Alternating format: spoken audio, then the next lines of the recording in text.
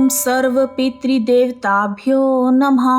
नमस्कार दोस्तों, आज 13 मार्च 2021 फाल्गुन मास की अमावस्या के दिन मैं आप सभी के समक्ष फाल्गुन अमावस्या की कथा, मुहूर्त और महत्व प्रस्तुत कर रही हूँ। आइए शुरू करते हैं। बोलो बांके बिहारी लाल की जय। जय श्री कृष्णा। फाल्गुन मास के कृष्ण पक्ष की अंतिम तिथि को फाल्गुन अमावस्या कहते हैं। इस दिन स्नान, दान और पितरों की शांति के लिए तर्पण तथा श्राद्ध किया जाता है। हिंदू पंचांग के अनुसार फाल्गुन मास साल का आखिरी मास होता है और फाल्गुन मास की अमावस्या आखिरी अमावस्या है। फाल्गुन मास में भगवान शिव और श्री कृष्ण की पूजा की जाती है। फाल्गुन अमावस्या को पितरों को मोक्ष दिलाने की तिथि कहा गया है और इसी दिन से फाल्गुन मेलों का आयोजन किया जाता है। यदि आप साल भर में पितरों के निमित्त दान या तर्पण ना कर पाए हो तो फाल्गुन मास की अमावस्या यानी आज के दिन पितरों की शांति के लिए श्राद्ध या तर्पण कर सकते हैं। इस दिन किसी पवित्र नदी में स्नान करने के बाद सूर्य देव को अर्घ्य देना और उनकी पूजा करने का विशेष महत्व है। इस बार फाल्गुन मास की अमावस्या 12 मार्च शुक्रवार को दोपहर 3:04 पर शुरू होकर 13 मार्च शनिवार के दिन दोपहर 3:52 तक रहेगी। इस बार फाल्गुन मास की अमावस्या शनिवार को है। जो अमावस्या शनिवार के दिन होती है उसे शनिवारी अमावस्या कहते हैं। शनिवारी अमावस्या होने के कारण इस अमावस्या का महत्व और भी अधिक हो गया है। शनिवारी अमावस्या का व्रत करने से पितृदोष तथा काल सर्प दोष से मुक्ति मिलती है।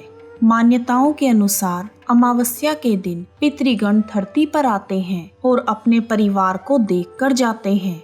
अमावस्या के दिन अनाज, वस्त्र, तिल, आंवला, कंबल, पलंग, घी और गौशाला में गाय के लिए भोजन दिया जाता है। ऐसा करने से पितृ प्रसन्न होते हैं और अपना आशीर्वाद बनाए रखते हैं। आइए अब शुरू करते हैं फाल्गुन मास की शनिवारी अमावस्या की कथा।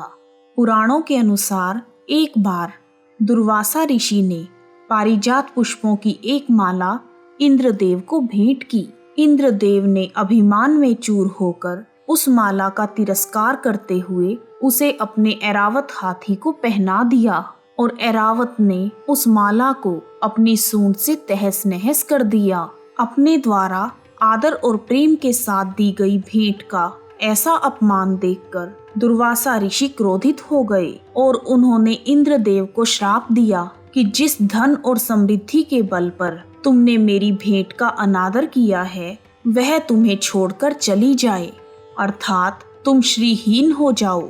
दुर्वासा ऋषि के ऐसा कहते ही देवराज इंद्र, जो तीनों लोकों के अधिपति थे, वह धन और वैभव से हीन हो गए। जब दैत्यों को इस बात का पता चला तो उन्होंने देवताओं पर आक्रमण कर दिया और उन्हें पराजित करके स्वर्गलोक से निकाल दिया। तब इंद्र तथा सभी देवगण ब्रह्मा जी की शरण में गए और उन्हें पूरी घटना बताई। तब ब्रह्मा जी ने कहा, आप सब चिंता ना करें, आप सब मेरे साथ भगवान श्री हरि की शरण में चलें। इतना कहकर वह सभी देवताओं के साथ क्षीर सागर के तट पर गए और भगवान वासुदेव को संबोधित करते हुए बोले, हे विष्णु भगवान, शीघ्र उठिए और देवताओं का कल्याण कीजिए। आपकी सहायता ना मिलने के कारण दानवों ने इन्हें परास्त करके स्वर्गलोक से निकाल दिया है। ब्रह्मा जी की विनती को सुनकर विष्णु भगवान बोले, देवगण, मैं तुम्हारे तेज की वृद्धि करूंगा। मैं तुम्हें एक उपाय बताता हूँ। आप सभी देवगण दैत्यों के साथ मिलकर सभी प्रकार की औषधियाँ ले आओ और उन्हें क्षीर सागर में डाल दो। फिर मंदराचल पर्वत को मथानी बनाकर और वासुकी नाग को रस्सी बनाकर समुद्र मंथन करते हुए उसमें से अमृत निकालो। समुद्र मंथन करने पर जो अमृत निकलेगा उसका पान करने से आप सभी बलवान और अमर हो जाओगे। भगवान विष्णु के ऐसा कहने पर सभी देवता दैत्यों के साथ संधि करके अमृत निकालने के प्रयास में जुट गए। तब देवताओं और दैत्यों ने मिलकर सभी प्रकार की औषधियां इकट्ठी कर ली और उन्हें क्षीर सागर में डाल दिया। फिर भगवान विष्णु के कहे अनुसार मंदराचल पर्वत को मथानी और वासुकी नाग को नेति बनाकर बड़ी तेज गति से क्षीर सागर का मंथन करने लगे। तब धन्वंतरी जी हाथ में अमृत का कलश लिए हुए वहां प्रकट हुए और अमृत के कलश के निकलते ही देवताओं के इशारे पर इंद्रपुत्र जयंत अमृत के कलश को लेकर आकाश में उड़ गए।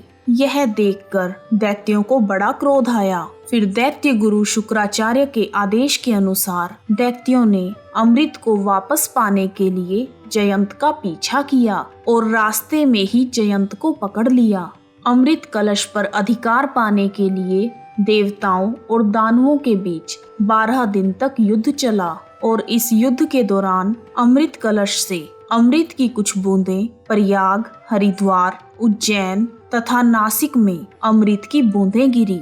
अमृत की बूंदें गंगा तथा यमुना के संगम में गिरने से यह संगम पवित्र हो गया। बोलो विष्णु भगवान की जय। माना जाता है कि फागुन अमावस्या के दिन सभी देवता संगम तट पर निवास करते हैं। इस दिन प्रयागराज में स्नान करने का विशेष महत्व है। पवित्र नदियों में स्नान करने का अर्थ यह बिल्कुल नहीं है कि आप वहां जाकर डुबकी लगाएं और आ जाएं। आइए जानते हैं कि पवित्र स्थानों पर स्नान कैसे किया जाए। एक बार भगवान शिव और माता पार्वती आकाश मार्ग में विहार कर रहे थे। तभी पार्वती जी ने आकाश मार्ग से देखा कि सहस्त्रों मनुष्य गंगा जी में नहा नहा कर हर हर गंगे कहते हुए चले जा रहे हैं, परंतु सभी दुखी और पाप परायण हैं। तब पार्वती जी ने बड़े आश्चर्य से भगवान शिव से पूछा कि हे देव, यह सब लोग गंगा जी पर क्यों इकट्ठे हुए हैं? गंगा जी में इतनी बार स्नान करने पर भी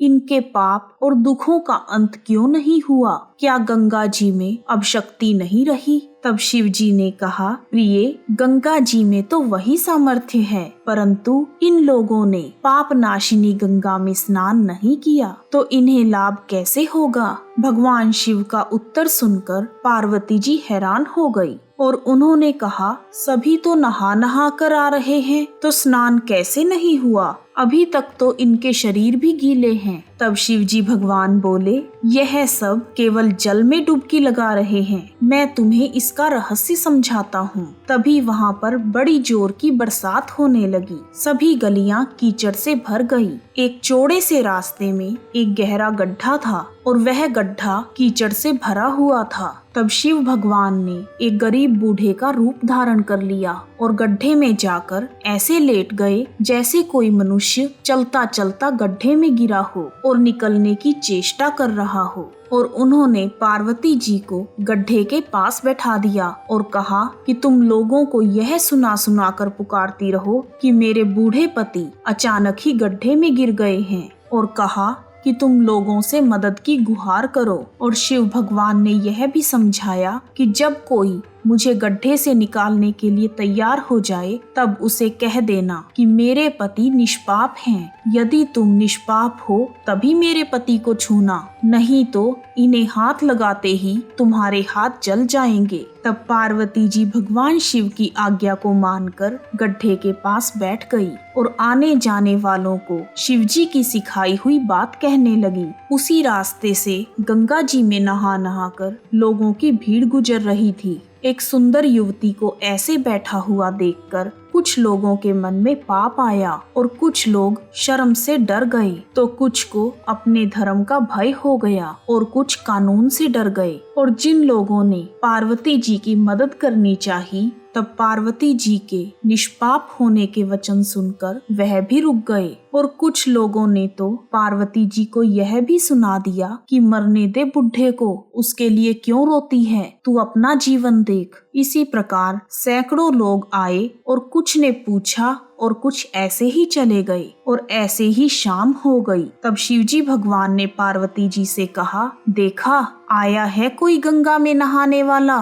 थोड़ी देर बाद एक सज्जन पुरुष हाथ में लोटा लिए हुए हर हर गंगे करते हुए जा रहे थे। तब पार्वती जी ने उन्हें भी वही बात कही। पार्वती जी की बात सुनकर उनका हृदय करुणा से भर गया और उन्होंने भगवान शिव को निकालने की तैयारी की।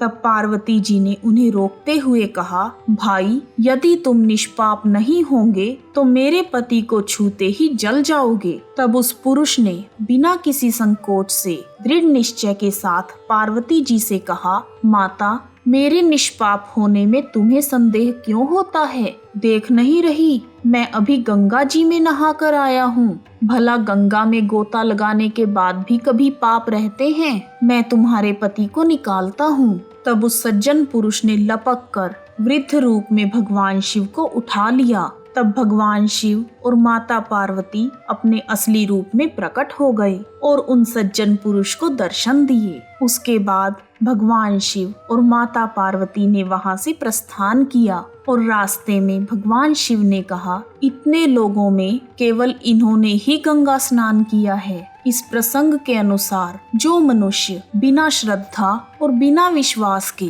केवल दिखावे और अहंकार के चलते गंगा स्नान करते हैं, उन्हें वास्तविक फल नहीं मिलता, बल्कि उनका गंगा स्नान व्यर्थ हो जाता है। पूरी श्रद्धा और विश्वास के साथ गंगा स्नान करने से ही वास्तविक फल की प्राप्ति होती है। केवल तन के शुद्ध होने से कुछ नहीं होता, मन की शुद्धि भी जरूरी है। इस प्रकार फाल्गुन मास की शनिवारी अमावस्या की कथा, मुहूर्त और महत्व पूर्ण हुए। बोलो शिव शंकर भगवान की जय, बांके बिहारी लाल की जय। यदि आपको वीडियो पसंद आया है तो कमेंट बॉक्स में ओम नमः शिवाय, ओम नमो भगवते वासुदेवाय लिखना ना भूलें। आप सभी का हार्दिक धन्यवाद। जय शिव शंकर भगवान, जय श्री कृष्ण।